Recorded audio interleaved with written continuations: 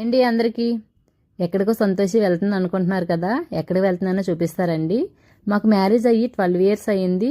నేను హైదరాబాద్ వచ్చి కూడా 12 ఇయర్స్ అవుతుందన్నమాట. ఇప్పటి వరకు నేనైతే అక్కడికి వెళ్ళలేదు. ఎక్కడికో అనుకుంటున్నారా, ఖైరతాబాద్ వినాయకుని చూడడానికండి.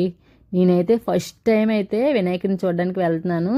నాకైతే ఫుల్ ఎగ్జైట్మెంట్గా ఉందన్నమాట. ఫస్ట్ అయితే మేమైతే ఈవినింగ్ అయితే 4కి అలా రెడీ అయ్యాము. ఇంకా రెడీ అయ్యేటప్పటికి ఒక పక్క వర్షం, ఒక పక్క ఎండ అనమాట. క్లైమేట్ అయితే చాలా చాలా బాగుంది. మేము ఇంకా వినాయకుడి దగ్గరికి వెళ్ళక ముందే కోటి అయితే వెళ్ళాము. ఎందుకంటే మా పిల్లల కోసం బుక్స్ తీసుకుందామని. అక్కడైతే సిబిఎస్ఈ బుక్స్ అయితే దొరుకుతాయి, అందుకోసమని. వాళ్ళు లోపల తీసుకుంటే ఇక్కడ నేను మా ఫ్రెండ్ అయితే ఏమైనా స్టోరీ బుక్స్ ఉంటాయేమో చూద్దామని అనేసి ఇక్కడ చూస్తున్నాము. మాకేమీ అంతగా నచ్చలేదు. ఇంకా అక్కడ పెట్టేసి మేమైతే ఇంకా రిటర్న్ అయిపోయాము ఖైరతాబాద్కి. మధ్యలో వెళ్ళేటప్పుడు మంచి మంచి విగ్రహాలు అయితే మనకు కనిపిస్తాయి, చాలా చాలా బాగున్నాయి. మేమైతే ఇంకా ఖైరతాబాద్ వినాయకుడి దగ్గరికి అయితే వచ్చేసాము.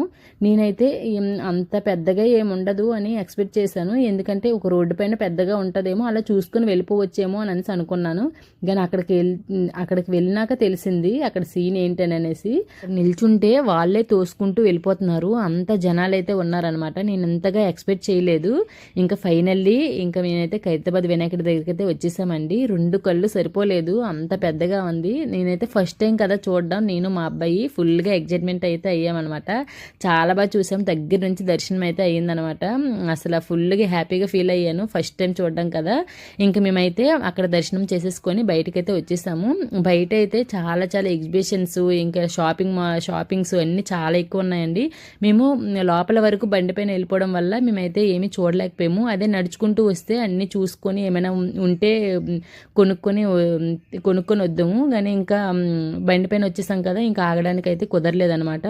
ఇంకా మేమైతే కొంచెం ముందుకు వచ్చి నెక్లెస్ రోడ్లో ఆ క్లైమేట్కి తగ్గట్టు ఇక్కడైతే ఐస్ క్రీమ్ అయితే తింటున్నాము. అన్నయ్య అయితే మాకు అందరికీ చాకోబార్ ఐస్ క్రీమ్ అయితే ఇప్పించారనమాట. ఇంకా అందరం కలిసి మంచిగా ఎంజాయ్ చేస్తున్నాము. ఆ సండే అయితే ఈవినింగ్ అయితే ఫుల్గా ఎంజాయ్ చేసాము అందరం. సరేనండి, నా వీడియో నచ్చినట్లయితే ప్లీజ్ లైక్ చేయండి, షేర్ చేయండి. Bye bye.